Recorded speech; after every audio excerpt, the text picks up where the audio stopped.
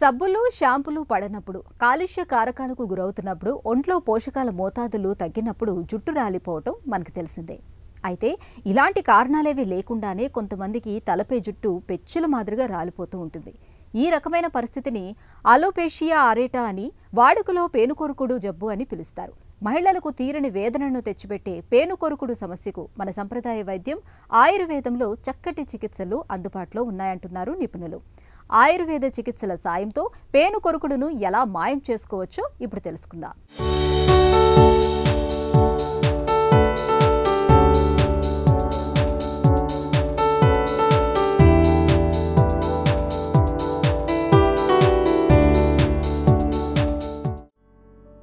తలను దువ్వుకుంటున్నప్పుడు వెంట్రుకలు ఒకటొకటిగా రాలిపోవడం, ఆపై కొంతకాలానికి జుట్టు బాగా పల్చబడిపోవడం మనకు తెలుసు. ఈ పరిణామానికి భిన్నంగా కొంతమందిలో రూపాయి కాసంత పరిమాణంలో జుట్టు కుచ్చులు కుచ్చులుగా రాలిపోతుంటుంది. ఈ రకమైన సమస్యను పేనుకొరుకుడు వ్యాధిని పిలుస్తారు. ఇది ఒక ఆటో ఇమ్యూన్ డిసార్డర్. వెంట్రుకలకు వ్యతిరేకంగా మన శరీరంలోనే యాంటీబాడీలు తయారై తలపై అక్కడక్కడ జుట్టు లేకుండా చేస్తుంది. ఈ పేనుకొరుకుడు వ్యాధి ఎక్కువగా మానసిక ఆందోళనతో సతమతమయ్యే వాళ్లలో కనిపిస్తుంది. అలాగే థైరాయిడ్, షుగర్, హై బీపీ వంటి దీర్ఘకాలిక జబ్బులతో బాధపడే వాళ్లలోనూ ఈ సమస్య కనిపిస్తుంటుంది. అలోపేషియా ఏరియేటా, ఛాతి మీద వెంట్రుకలు లేదంటే మీసాలు ఒక పక్కకి రాలిపోవడం. అది ఒక పక్కన హెయిర్ ఉంటుంది, ఒక పక్కన ప్యాచ్ లాగా ఫామ్ అయ్యి, అంటే మీసాలకి ఛాతి మీద ఏదో ఒక భాగంలో హెయిర్ థిక్గా ఉండేటువంటి ప్రదేశంలో ఒక ప్యాచెస్ లాగా ఫామ్ అయ్యి హెయిర్ ఫాల్ అవడం. ఇది అలోపేషియా ఏరియేటా అంటారు. అలోపేషియా టోటాలిస్ అనేది ఇది దాదాపుగా తల మాడు మీద ఉండే వెంట్రుకలు ప్యాచెస్ లాగా తయారై టోటల్గా హెయిర్ అంతా తెలియకుండా ఒక 2-3 నెలల్లో రాలిపోతూ ఉంటుంది. ఇది అందవిహీనానికి కారణం అవుతూనే మానసిక రుగ్మతకు కూడా ఆ పేషెంట్స్ లోనయ్యేటు. ఐబ్రోస్ పోతే ఎలా ఉంటుంది, మీసాలు అనుకోకుండా రాలిపోతే ఎలా ఉంటుంది, హెయిర్ అంతా రాలిపోతే ఎలా ఉంటుంది. సో దీనిలో సిమ్టమెటిక్గా పెద్ద ప్రత్యేకమైన ఇచ్చింగ్, మంట లాంటిది ఏమీ స్పెసిఫిక్గా ఏమీ లేదు. హెయిర్ రాలిపోవడం ఒకటే కారణం. దీన్ని అలోపేషియా టోటాలిస్ అంటాం. ఇంకా తీవ్రమైనటువంటిది ఫైనల్ స్టేజ్లో అలోపేషియా యూనివర్సాలిస్. అలోపేషియా యూనివర్సాలిస్ అనేటువంటిది తీవ్రమైనటువంటి వ్యాధి. శరీరంలో తల, ఐబ్రోస్, మీసాలు, మిగతా ప్రైవేట్ పార్ట్స్లో ఉండేటువంటి శరీరం మీద కాళ్ళకు, చేతులకి అన్ని వెంట్రుకలు మనకు తెలియకుండా కొన్ని నెలల కాలంలో రాలిపోతాయి. అసలు ఇది ప్రపంచాన్ని వణికిస్తున్నటువంటిది, భయపెడుతున్నటువంటిది, మానసిక రుగ్మతలకు, స్ట్రెస్కు కారణభూతమైనటువంటిది. ఇవి మనం కొన్ని కారణాలని బేరీజ్ వేసుకున్నట్టయితే genetical factors, environmental factors, stress related factors.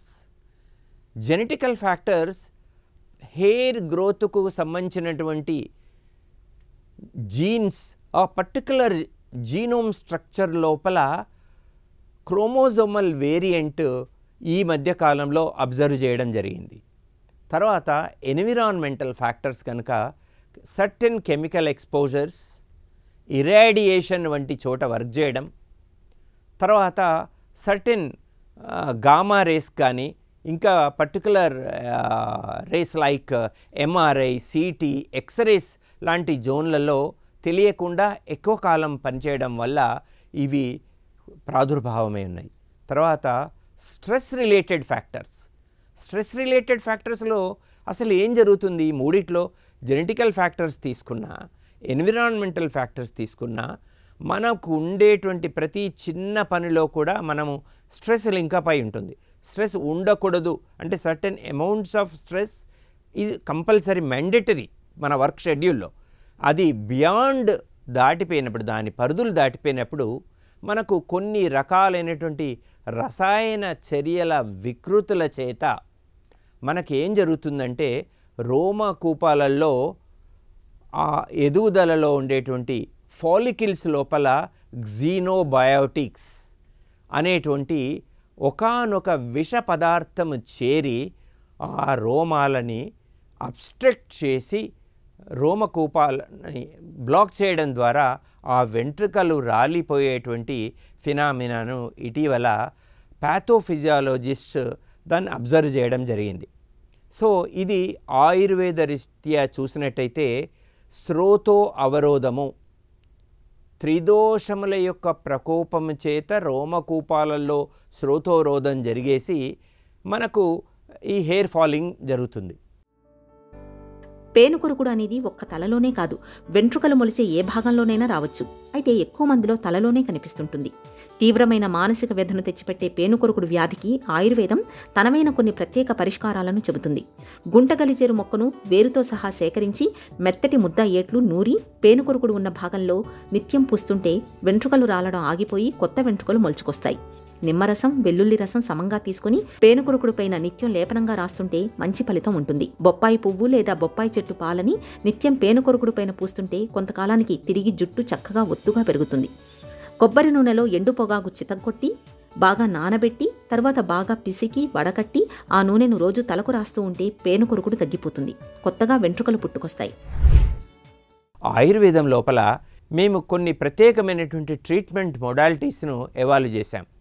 అలపేషియా areata అనేటువంటిది ఈ అన్నిట్లో ప్యాథోఫిజియాలజీ ఒకేలాగా ఉన్నప్పుడు చిన్న ప్యాచెస్ ఉన్నప్పుడు ఏం చేస్తామంటే గన్నేరు ఆకును రివర్స్ చేసి ఆ ప్యాచెస్ను రబ్ చేసి మహామరీచాది తైలం కానీ విషగర్భ తైలాన్ని కానీ దాని మీద అప్లై చేయడం, లేదంటే భల్లాతక లేపాన్ని టెంపరీగా కొన్ని సెకండ్లు దాని మీద పెట్టేసి ఏవైతే ఫాలికిల్స్లో అబ్స్ట్రక్షన్ ఉందో ఆ అబ్స్ట్రక్షన్ను నివారించడానికి ఇవి లోకలైజ్డ్ ట్రీట్మెంట్.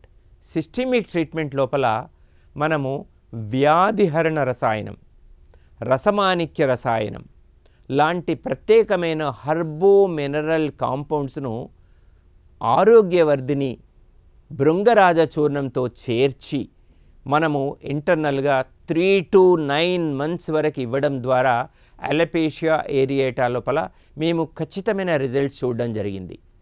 అయితే అలపేషియా టోటాలిస్, అలపేషియా యూనివర్సాలిస్ లోపల ఈ సేమ్ ట్రీట్మెంట్ మొడాలిటీస్ అనేది అంతగా ఉపయోగపడవు. అట్లాంటప్పుడు శమన చికిత్సతో పాటుగా శోధన చికిత్స అంటే డీటాక్సిఫికేషన్ లాంటి ప్రత్యేకమైనటువంటి మెజర్స్ చేయాల్సి వస్తుంది. అవేంటంటే ముఖ్యంగా శిరోధార 21 రోజులు, సర్వాంగధార, ఇవి కొన్ని డికాక్షన్స్ను 45 నుండి 60 నిమిషాలు రోగిని పడుకోబెట్టి పంచకర్మ విధానం లోపల శరీరం మీద చేయడం ద్వారా సర్వాంగభూతమైనటువంటి రోమకూపాలని వాటి యొక్క అబ్స్ట్రక్షన్స్ను తొలగించడానికి ఒకానొక ప్రత్యేకమైనటువంటి పద్ధతి ఉంది.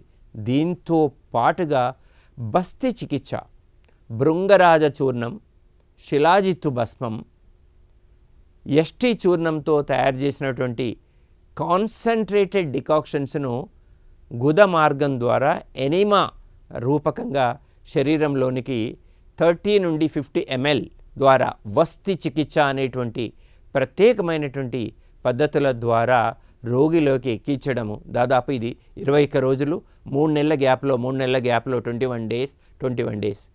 ఈ వస్తి చికిత్స అనేటువంటిది చాలా ఇంపార్టెంట్ చికిత్స. అసలు ఆయుర్వేదానికి ఒక ప్రత్యామ్నాయంగా కూడా చెప్పబడింది. సర్వాం చికిత్సామపి ఏకే వస్తిం అంటే అన్ని చికిత్సలకు సరిభూతమైనటువంటి చికిత్సా పద్ధతి. ఎలాగైతే ఒక చెట్టుకు రూట్స్కు మనము నీరు పట్టినట్టు రూట్స్కు మనము మినరల్ కాంపౌండ్స్ కానీ ఎరువులను వేస్తే ఆ చెట్టు ఎలా బతికిపోతుందో, ఈ వస్తి చికిత్స ద్వారా గుదమార్గం ద్వారా రెక్టంలోకి ఎక్కించడం ద్వారా రెక్టంలో ఉండేటువంటి న్యూరో ఎండోక్రైన్ ఫినామినా అనేటువంటిది గ్జీనోబయాటిక్ అనేటువంటి అబ్స్ట్రక్టివ్ కాంపౌండ్ను డైల్యూట్ చేయడంతో పాటుగా లాంగ్ టర్మ్గా ఉండేటువంటి కాంప్లికేషన్స్ తీసేసి హెయిర్ యొక్క రీగ్రోత్ రావడానికి ఈ ఆయుర్వేదీయ చికిత్సా పద్ధతులు ఉపయోగపడతాయి. పేనుకొరుకుడు వ్యాధికి మందారాన్ని ఒక చక్కటి పరిష్కారంగా చెబుతారు ఆయుర్వేద నిపుణులు. మందారం ఆకుల్ని లేదా పువ్వుల్ని కొబ్బరి నూనెలో వేసి బాగా మరిగించి ఆపై చల్లార్చి ఆ నూనెను నిత్యం తలకు పట్టిస్తుంటే పేనుకొరుకుడు క్రమంగా తగ్గుముఖం పడుతుంది. మందారం పూలని గోమూత్రంతో కలిపి మెత్తగా నూరి పేనుకొరుకుడు ఉన్న భాగాల్లో నిత్యం 2 పూట్ల రుద్దడం వల్ల మంచి ఫలితం ఉంటుంది. ఎర్ర మందారం పూలను 2 గ్లాసుల నీళ్లలో వేసి 1 గ్లాసు నీరు వచ్చే వరకు మరిగించి ఆపై వడగట్టి కషాయం తీసి సీసాలో భద్రపరచుకోండి. ఈ కషాయాన్ని రోజు తలకు పెట్టుకుని 2 గంటల తర్వాత తలస్నానం చేస్తే పేనుకొరుకుడు తగ్గుతుంది. గురువింద గింజల్ని బాగా అరగదీస్తూ గంధం తీసి పేనుకొరుకుడు ఉన్న చోట పూతగా రాస్తూ ఉండండి. ఇలా చేస్తుంటే క్రమంగా వెంట్రుకలు పుట్టుకొస్తాయి. నువ్వుల నూనెలో నాటుకోడి గుడ్డు తెల్లసొనను వేసుకుని గోరువెచ్చగా కాచి వాడుకుంటే మంచి ఫలితం ఉంటుంది. నేలమొలక వేరును తేనెతో కలిపి మెత్తగా నూరి పేనుకొరుకుడు ఉన్న చోట నిత్యం 2 పూట్ల రుద్దుతూ ఉంటే పేనుకొరుకుడు క్రమంగా తగ్గుతుంది.